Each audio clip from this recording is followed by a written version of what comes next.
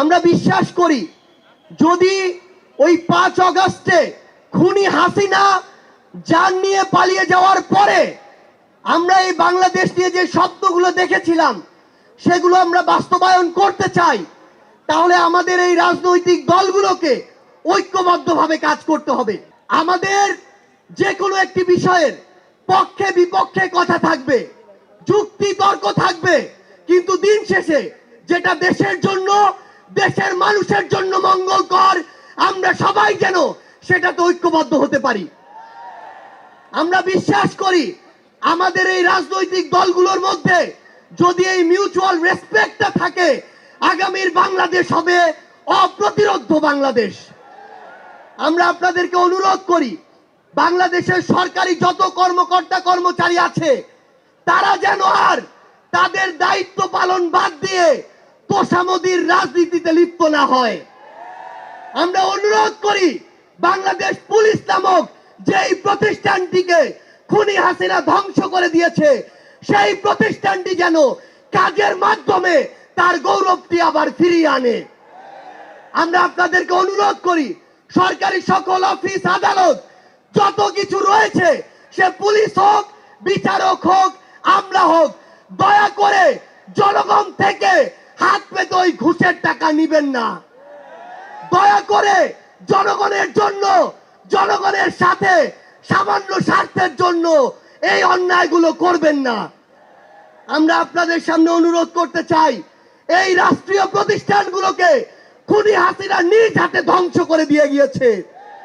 সকল রাজনৈতিক দলকে ঐক্যবদ্ধভাবে এই প্রতিষ্ঠানগুলো সংস্কার করতে হবে। এই প্রতিষ্ঠানগুলোতে যেন সেই মানুষটি বসে যেই মানুষটি দেশ এবং মানুষের জন্য ভালো, সেই মানুষটি নয় যেই মানুষটি আমার মাইম্যান। আমাদের একটি জিনিস লক্ষ্য রাখতে হবে, আমার সামনে আমার আহত যোদ্ধারা, আমার সামনে 16 বছর ধরে বিভিন্ন রাজনৈতিক দলের কিংবা নির্দলীয় যারা ফাইট করেছেন তারা বসে আছেন। আমার সামনে আমার শহীদ পরিবার রয়েছে। এই প্রত্যেকটি গুম, খুন, বিচার বহির্ভূত হত্যা, এগুলোর বিচার যেন আমরা ঐক্যবদ্ধভাবে করি।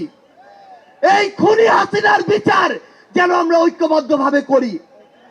একটা জিনিস মনে রাখতে হবে, নিজেদের সামান্য স্বার্থের জন্য যেন কোনো অপরাধী ছাড় না পেয়ে যায়। কোন অপরাধীর জন্য সুপারিশ নিয়ে আমরা যেন থানায় না যাই। কোন অপরাধীর জন্য সুপারিশ নিয়ে আমরা যেন কোনো বিচারকের কাছে না যাই। এই নতুন বাংলাদেশে ধ্বজভঙ্গ ওই শিক্ষার সিস্টেমগুলো, এই কারিকুলামগুলো আমাদেরকে ঠিক করতে হবে। এই বাংলাদেশকে বাংলাদেশ পন্থী হিসেবে গড়ে তুলতে হবে। আমরা আপনাদের কাছে অনুরোধ করি আগামীর যে বাংলাদেশ আমরা স্বপ্ন দেখি, সকল রাজনৈতিক দল যদি ছোট ছোট স্বার্থগুলোকে এক পাশে রেখে ঐক্যবদ্ধভাবে কাজ করি তাহলে সেগুলো আমরা বাস্তবায়ন করতে পারবো। এই মঞ্চ থেকে আমরা যেন এই শপথটুকু নিয়ে যাই, এই ছোট্ট জীবন সৃষ্টিকর্তা যাদেরকে গুরুত্বপূর্ণ দায়িত্বগুলোতে রেখেছেন এগুলো তাদের কাছে আমানত স্বরূপ। আমরা যেন এই ছোট্ট জীবনে এত বড় দায়িত্বের আমানতগুলো দয়া করে খেয়ানত না করি। আমরা আপনাদের কাছে অনুরোধ করি আমাদের রাজনৈতিক দলগুলোর মধ্যে কেন্দ্র থেকে ওই একদম গ্রাম পর্যন্ত, রুট পর্যন্ত যেন নিজেদের ভিতরে সুস্থ একটি প্রতিযোগিতা হয়।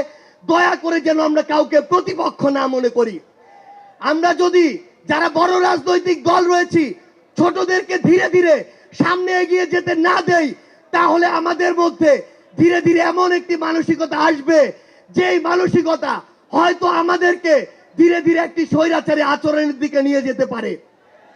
আমরা যেন সব সময়, আমি সহ আমরা সবাই খুনি হাসিনাকে দেখে যেন শিক্ষা নেই। আমরা আপনাদের কাছে অনুরোধ করি আগামীর বাংলাদেশকে আমরা ঐক্যবদ্ধভাবে গড়ব।